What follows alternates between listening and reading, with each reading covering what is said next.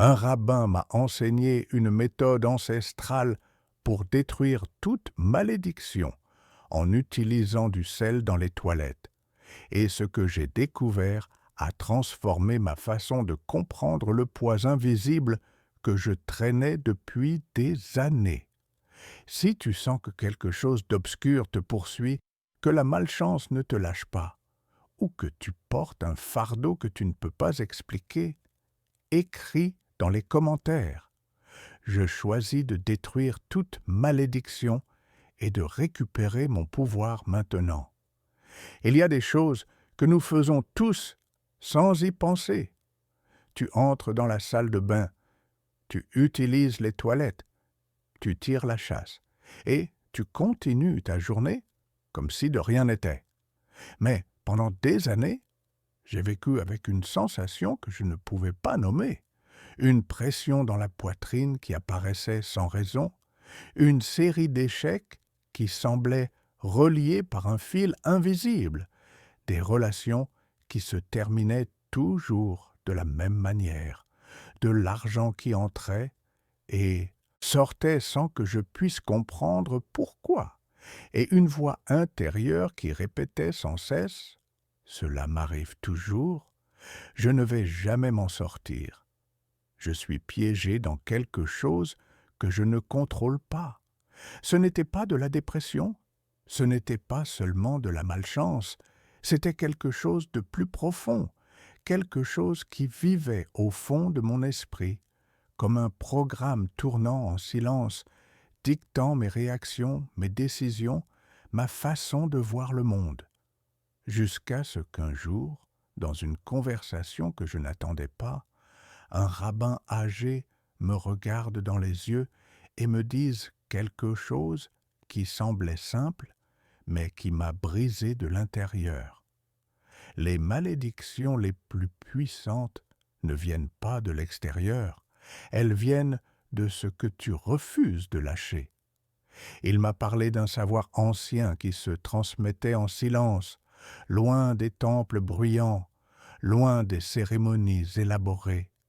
Il m'a parlé du sel, non pas comme une superstition vide, non pas comme de la magie de marché, mais comme un acte d'ordre intérieur, de nettoyage conscient, de rupture délibérée avec ce qui se répète sans permission.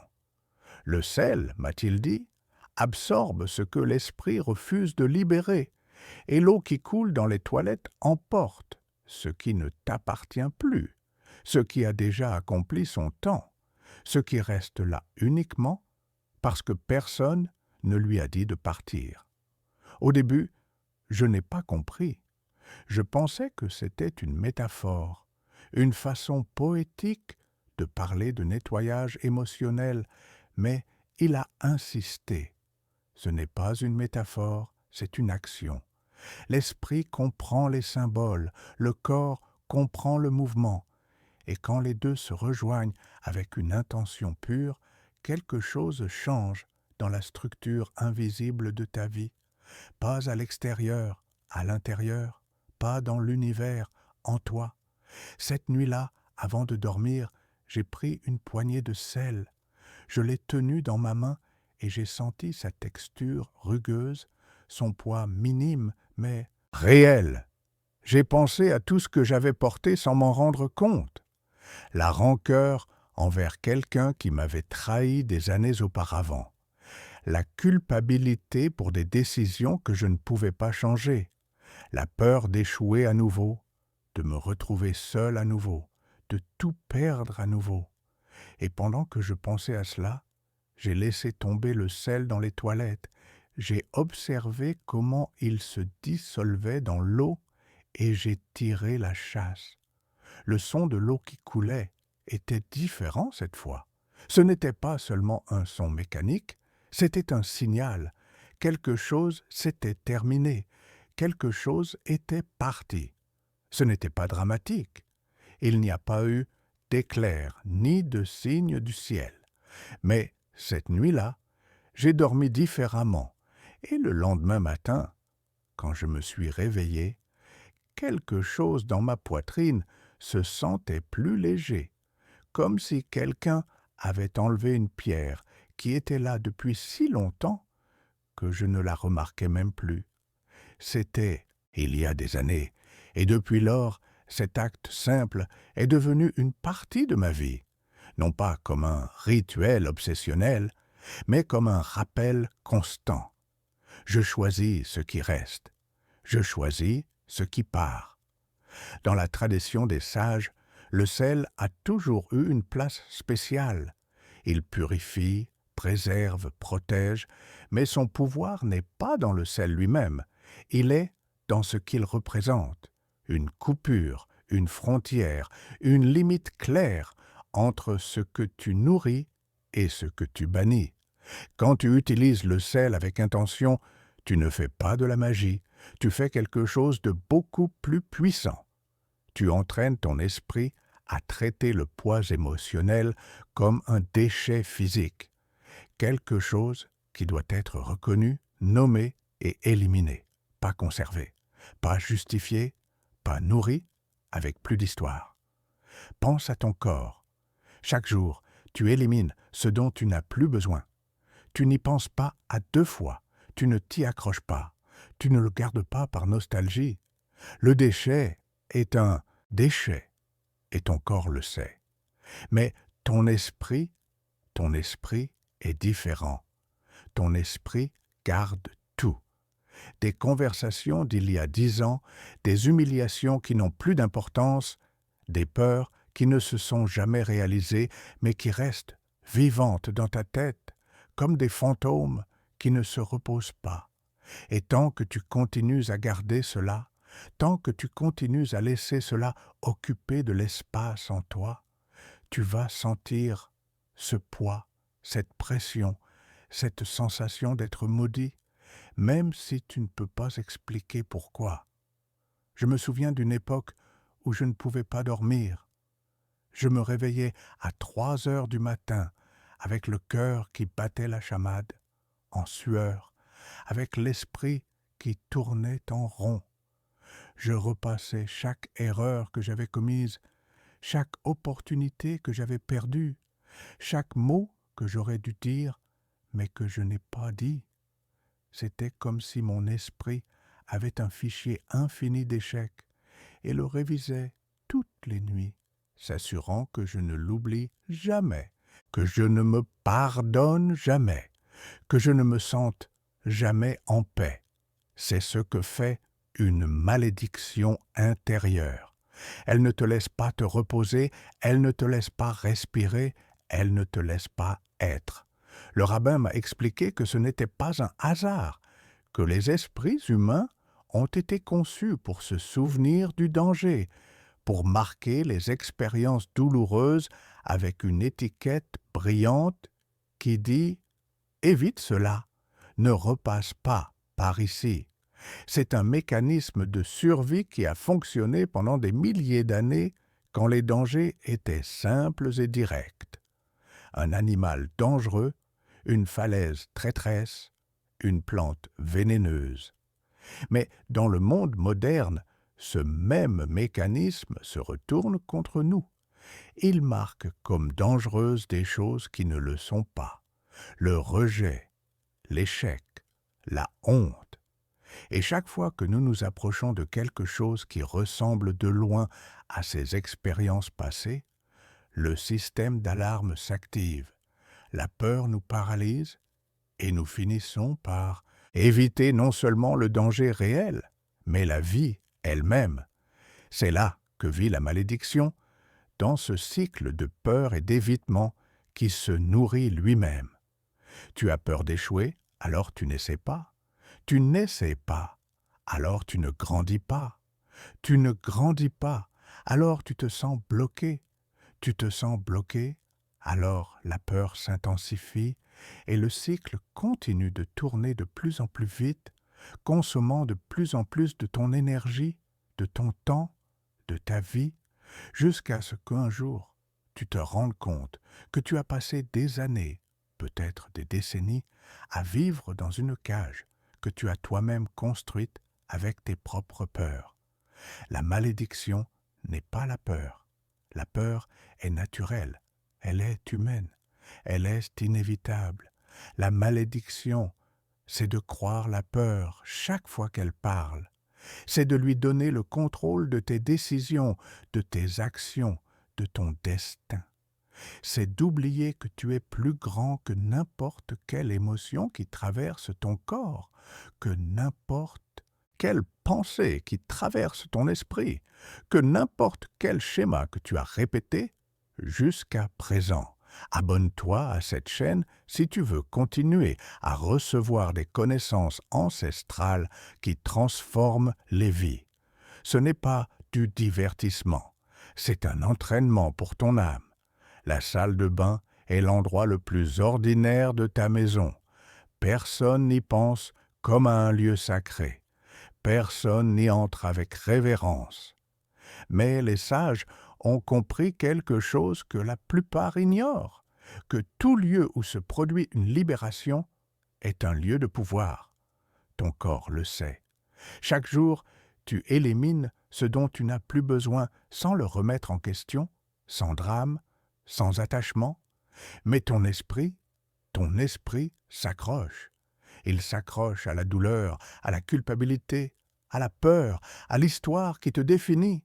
Et tant que tu restes accroché, tant que tu continues à porter cela comme si c'était une partie de toi, tu vas continuer à sentir ce poids, cette pression, cette sensation d'être piégé dans quelque chose que tu ne peux pas voir, mais qui contrôle ta vie. Les toilettes, dans cet acte, deviennent un symbole de libération totale. Ce n'est pas l'objet qui importe, c'est ce qu'il représente, un lieu où ce qui ne sert plus s'en va sans résistance, sans lutte, il coule simplement et disparaît.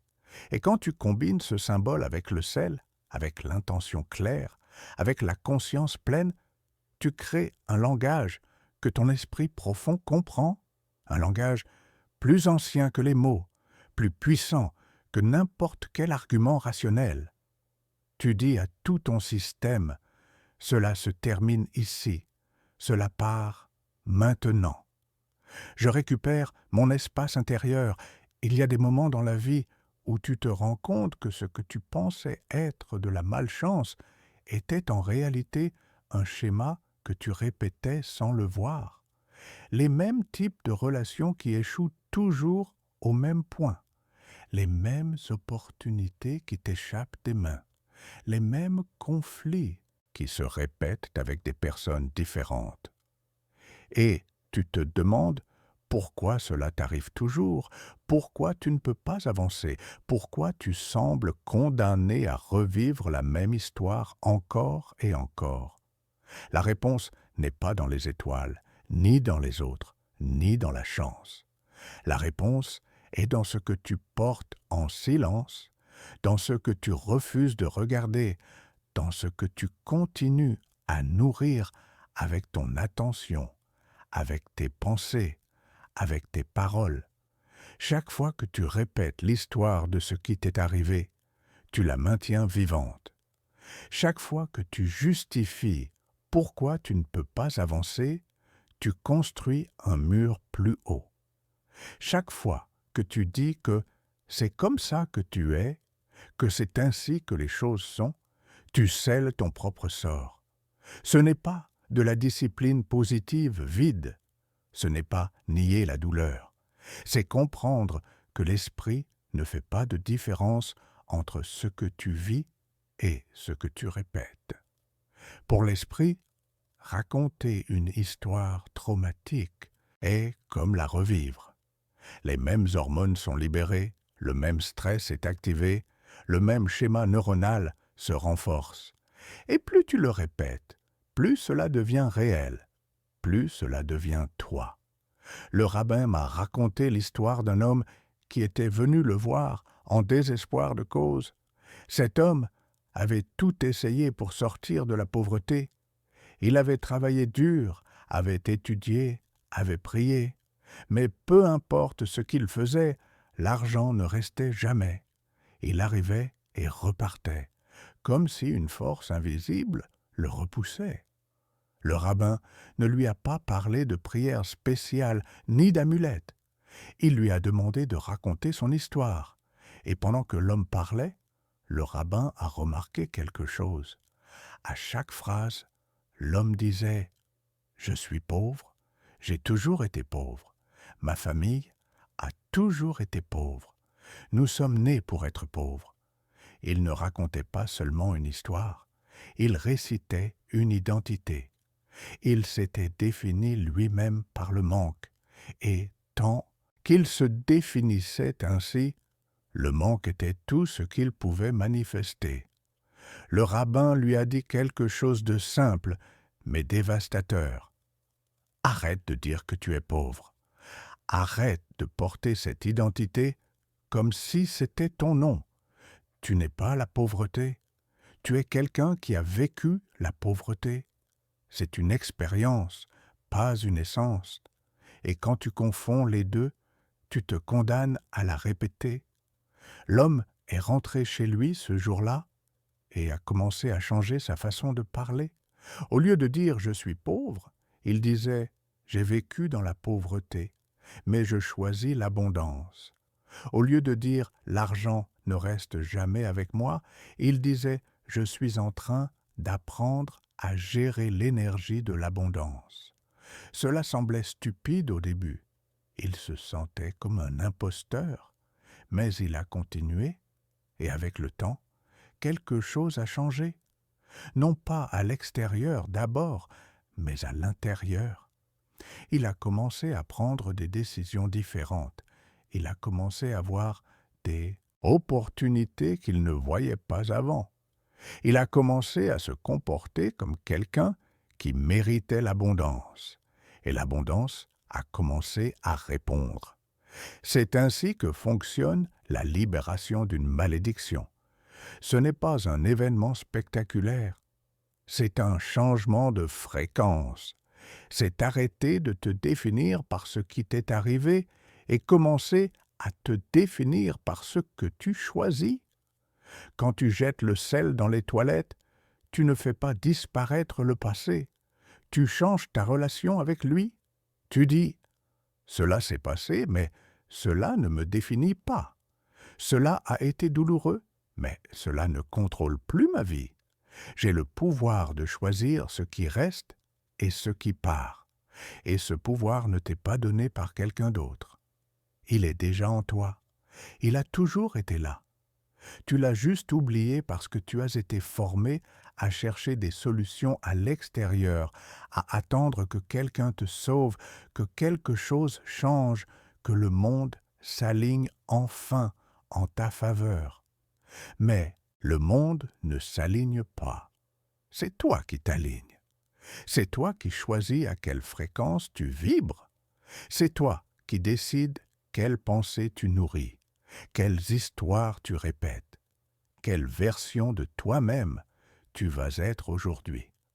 J'ai commencé à faire ce rituel chaque semaine.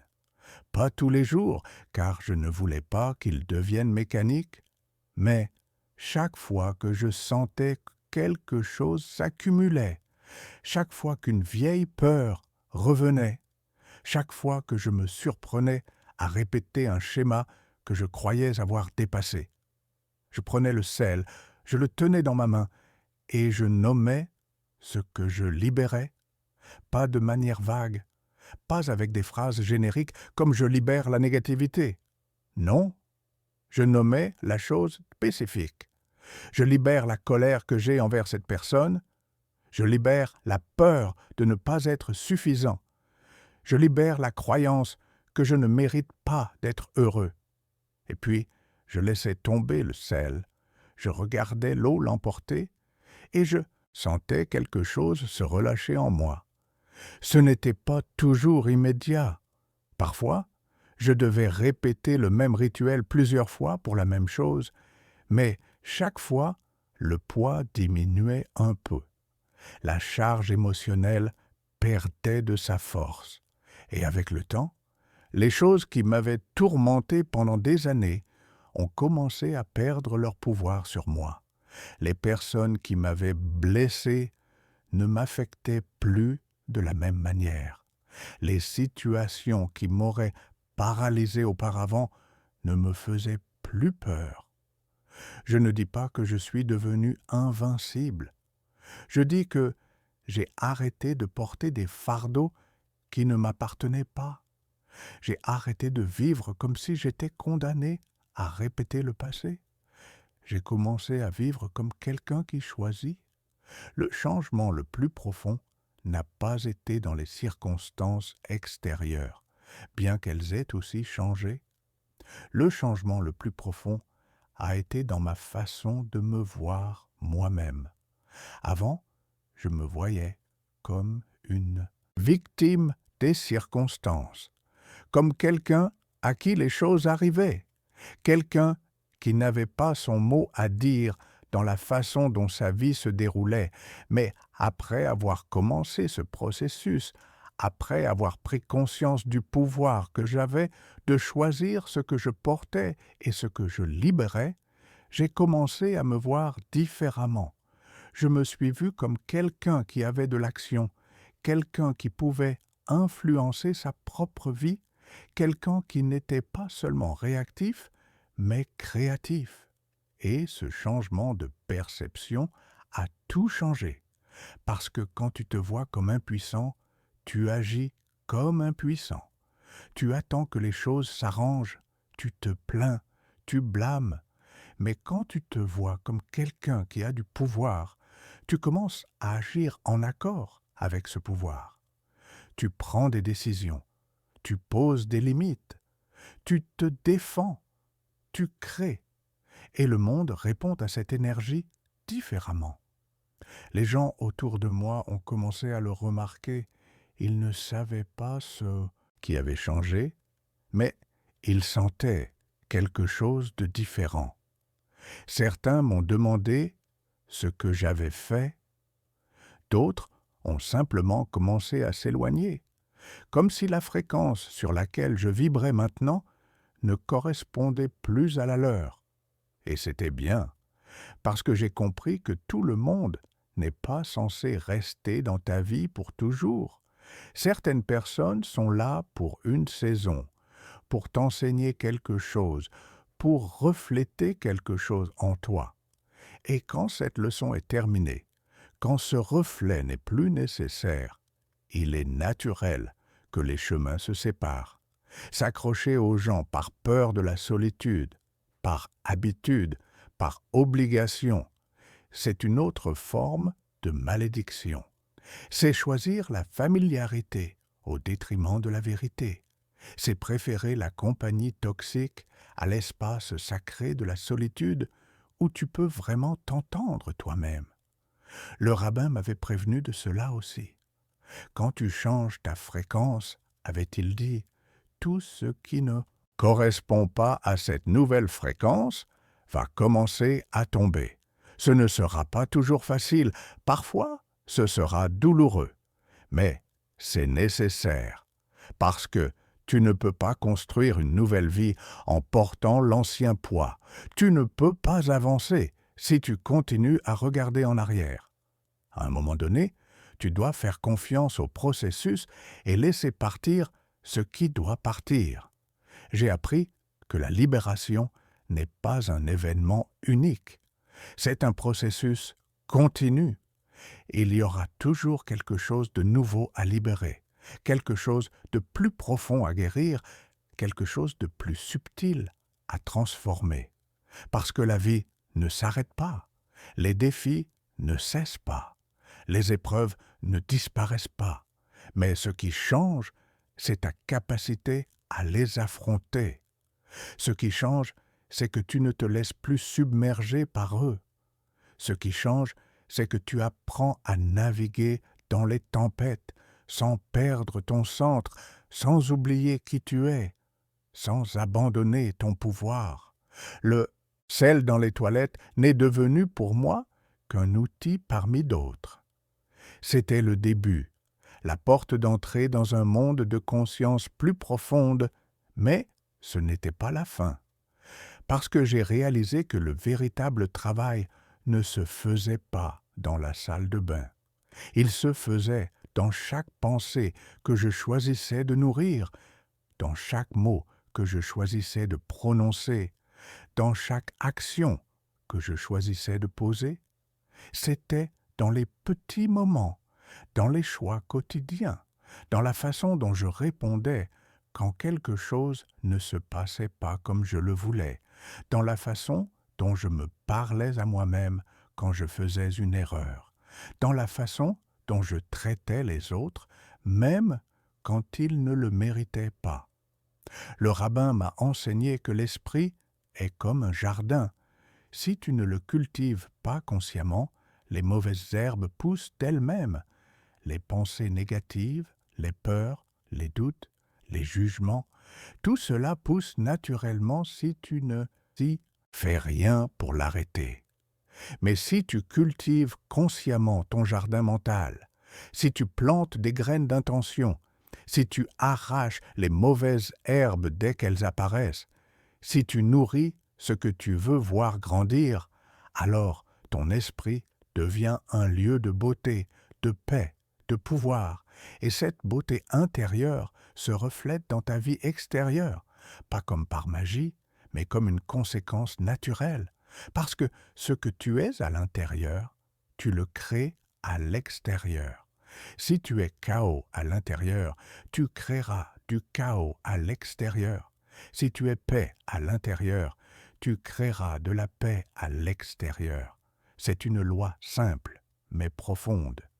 Et la plupart des gens l'ignorent parce qu'ils sont trop occupés à essayer de changer les circonstances extérieures sans jamais regarder à l'intérieur, sans jamais nettoyer le jardin, sans jamais arracher les mauvaises herbes qui étouffent leur potentiel.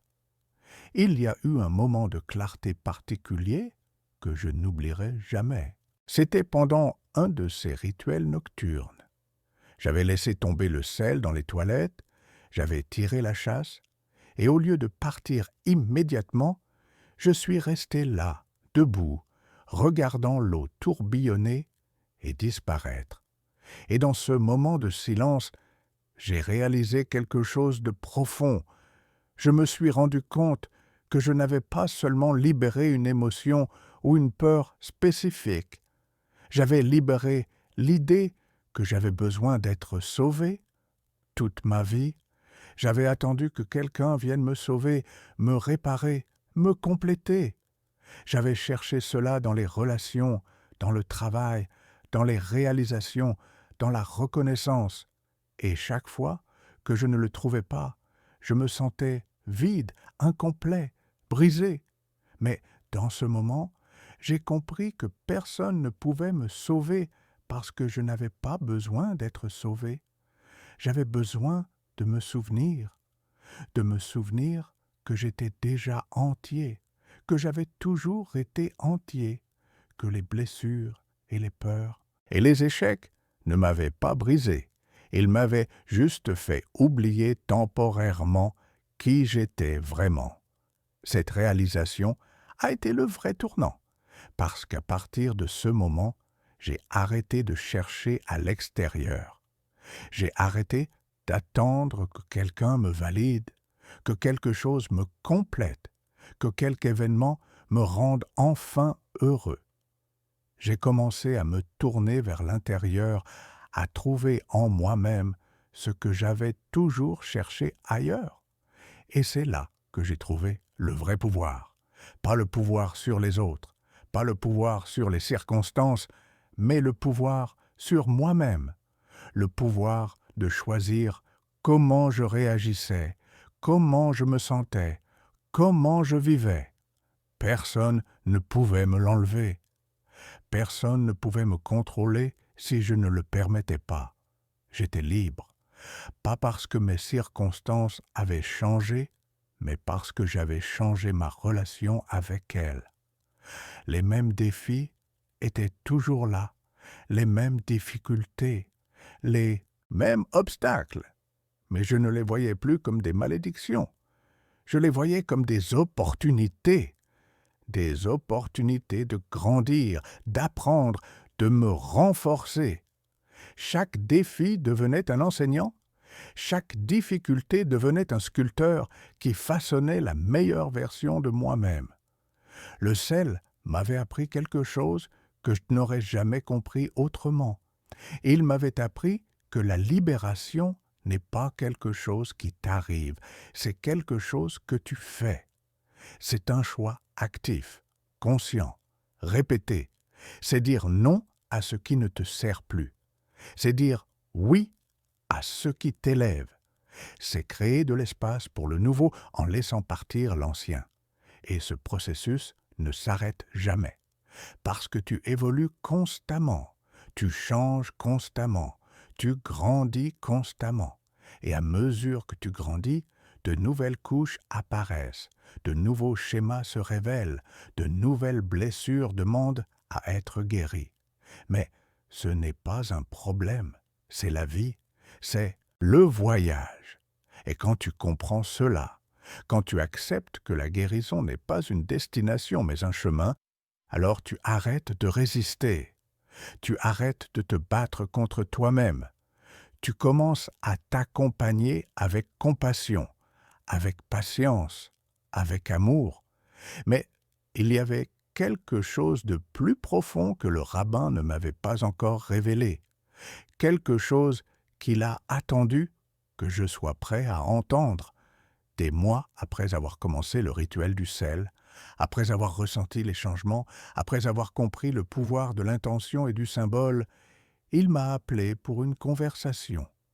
Son ton était différent cette fois, plus grave, plus intime.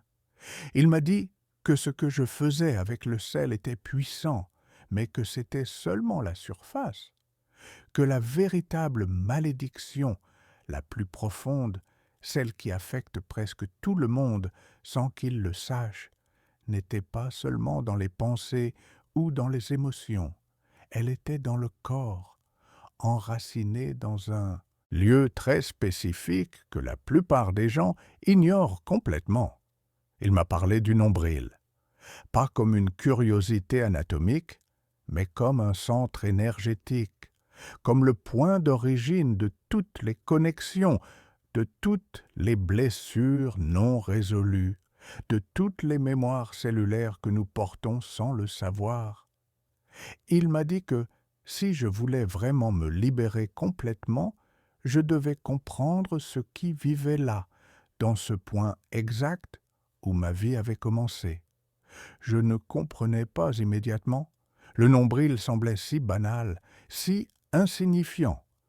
Mais le rabbin avait cette façon de parler qui te faisait savoir qu'il ne parlait pas à la légère, qu'il ne perdait pas de mots, que chaque phrase avait un poids. Il m'a expliqué que le nombril n'est pas seulement une cicatrice, c'est la trace physique du premier lien que tu as eu avec la vie. C'est le point par lequel tu as reçu tout, l'oxygène, les nutriments, mais aussi les émotions, les peurs, le stress. Tout ce que ta mère ressentait pendant la grossesse passait par ce cordon et entrait directement en toi. Tu n'avais pas de filtre, pas de défense, pas de séparation. Tu étais une extension d'elle. Et tout ce qu'elle vivait, tu le vivais aussi. Si elle avait peur, tu absorbais la peur. Si elle était stressée, ton système nerveux s'activait. Si elle se sentait en danger, tu te préparais à la survie avant même de naître. Et tout cela a été enregistré dans ton corps, dans ta mémoire cellulaire, dans ce point exact où le cordon était connecté. Quand tu nais, le cordon est coupé, mais la mémoire reste. Le nombril devient une archive vivante de ta première expérience de vie. Et si cette expérience a été marquée par la peur, par la tension, par la survie, ton corps apprend à vivre à partir de là. Il apprend à être constamment en alerte, à se protéger, à se contracter.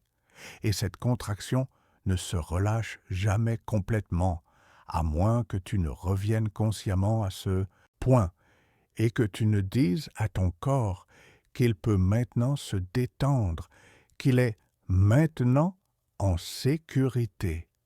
Ces mots m'ont frappé d'une manière que je n'attendais pas, parce que j'avais toujours vécu avec une tension de fond, une anxiété que je ne pouvais pas expliquer, une sensation d'être toujours en alerte, même quand il n'y avait aucun danger. Et personne ne m'avait jamais dit que cela pouvait venir de là, de cette première connexion, de ces premiers mois où j'étais en formation, absorbant tout sans pouvoir filtrer quoi que ce soit. Le rabbin m'a dit que ma mère avait probablement vécu quelque chose de difficile pendant la grossesse. Je ne le savais pas à l'époque, mais quand je lui ai demandé plus tard, elle m'a confirmé qu'elle avait traversé une période très stressante, des problèmes financiers, des conflits familiaux, une peur constante de ne pas pouvoir subvenir à nos besoins, et tout cela, sans qu'elle le sache, avait été transmis directement à mon système nerveux en développement. Le rabbin m'a expliqué que ce n'était pas de sa faute. Elle n'avait aucun moyen de savoir. Personne ne lui avait dit que ses émotions affectaient directement le bébé. Elle faisait de son mieux dans des circonstances difficiles. Mais le corps enregistre tout, et ce qui a été enregistré là continue de vivre en toi jusqu'à ce que tu le reconnaisses et que tu le libères consciemment. Il m'a dit que je devais commencer à travailler avec ce point, pas de manière agressive, pas en essayant de forcer quoi que ce soit à sortir, mais en l'accompagnant, en lui envoyant de la présence, de la chaleur, de la conscience. Il m'a appris un exercice simple. Chaque nuit, avant de dormir, je devais placer ma main sur mon nombril et respirer profondément, en amenant l'air jusqu'à ce point, en sentant la chaleur qui en émanait, en restant là avec intention, pas avec hâte, pas avec attente, juste avec présence. L'énergie bloquée ne sort pas de force, m'a-t-il dit. On l'invite, on l'accompagne, et quand elle sent qu'elle n'a plus besoin de te protéger, elle se relâche toute seule. Cette nuit-là, j'ai fait exactement ce qu'il m'avait dit. Je me suis allongé, j'ai éteint la lumière, j'ai placé ma main droite au centre de mon abdomen et j'ai commencé à respirer. J'inspirais en comptant jusqu'à 4. J'expirais en comptant jusqu'à 6. Au début, je ne sentais rien. Juste le mouvement de l'air, le poids de ma main, le silence. Mais j'ai continué. Et à un moment donné, sans le chercher, quelque chose a changé. J'ai senti une chaleur subtile qui montait du centre. Ce n'était pas externe, cela venait de l'intérieur. Et avec cette chaleur est venue une émotion que je n'attendais pas, une tristesse ancienne, profonde, sans nom. Je n'ai pas pleuré, mais quelque chose en moi s'est adouci. C'était comme si mon corps avait enfin la permission de relâcher ce qu'il avait retenu pendant des années. Je n'ai pas compris cette nuit-là, mais j'ai continué à le faire, nuit après nuit, le même geste, main sur le nombril, respiration lente, intention claire.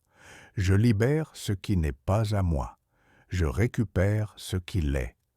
Je ne ressentais pas toujours quelque chose de dramatique. Certains jours, c'était juste du calme. D'autres jours, des émotions apparaissaient que je ne savais pas avoir. La peur, la colère, le soulagement, tout mélangé. Mais je ne l'ai jamais bloqué. J'ai laissé passer, et chaque fois que je le faisais, le poids diminuait un peu plus. Le rabbin m'a expliqué que le centre du corps est aussi le centre du système nerveux entérique, celui qu'on appelle le deuxième cerveau. Il y a là plus de 100 millions de neurones qui traitent les émotions avant même qu'elles n'atteignent l'esprit. C'est pourquoi, quand quelque chose te fait peur, tu le sens d'abord dans l'estomac. Quand quelque chose te fait mal, l'abdomen se contracte. Ce n'est pas un hasard. C'est le corps qui parle dans son propre langage. Et ce langage ne ment pas. Le problème, m'a-t-il dit, c'est que tu as appris à ignorer ce langage. On t'a appris à vivre depuis la tête, à tout penser, à tout contrôler. Mais le corps ne se contrôle pas, il s'écoute. Et quand tu l'écoutes, il commence à te confier ce qu'il a gardé en silence. Il m'a raconté que dans les traditions anciennes, ce savoir était courant. Les sages savaient que l'abdomen était le centre de la vitalité, le lieu où se concentrait la force de vie. Ils n'en parlaient pas comme de quelque chose de mystique, mais comme de quelque chose d'observable. Quand une personne perdait son centre, sa vie se déséquilibrait. Quand elle le récupérait, tout revenait à sa place. Des semaines ont passé. Le rituel est devenu une habitude. Ce n'était plus quelque chose que je faisais parce que je devais, mais parce que j'en avais besoin. C'était ma façon de revenir à moi, de me rappeler que j'étais vivant, qu'Ellie avait encore de l'espace pour ressentir. Et avec le temps, les choses ont commencé à changer. Pas d'un coup, pas de manière spectaculaire, mais de manière réelle. Je dormais mieux. Il m'était plus facile de prendre des décisions. Les choses qui m'altéraient auparavant cessaient d'avoir autant de pouvoir sur moi.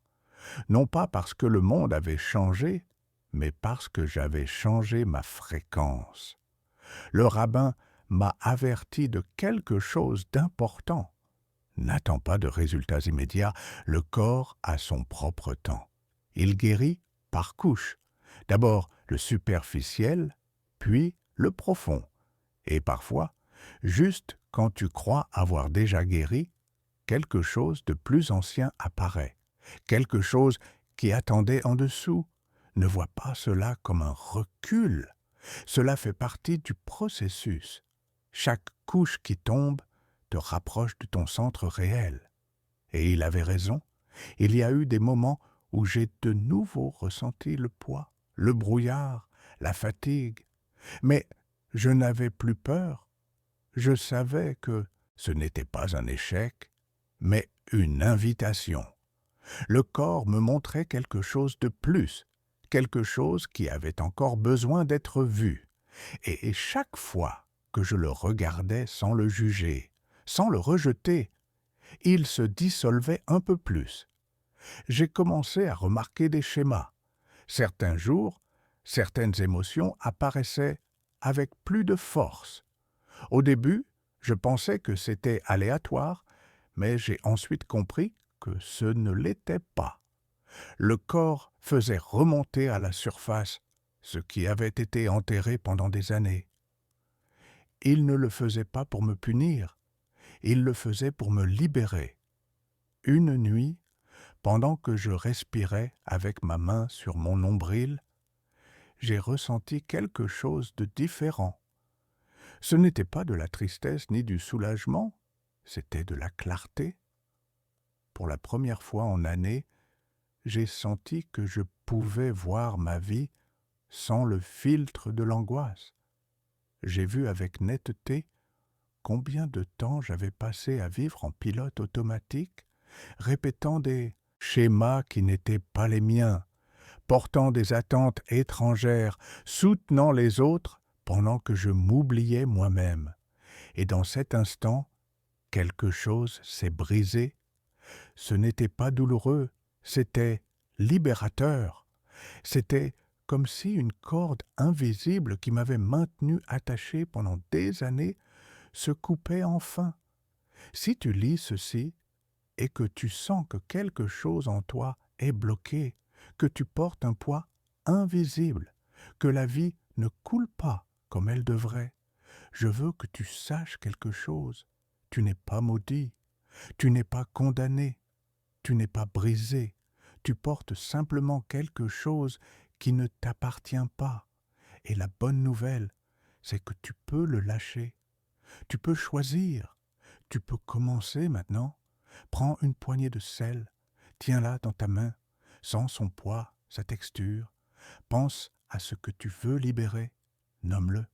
Dis-le à voix haute si tu peux, ou en silence si tu préfères.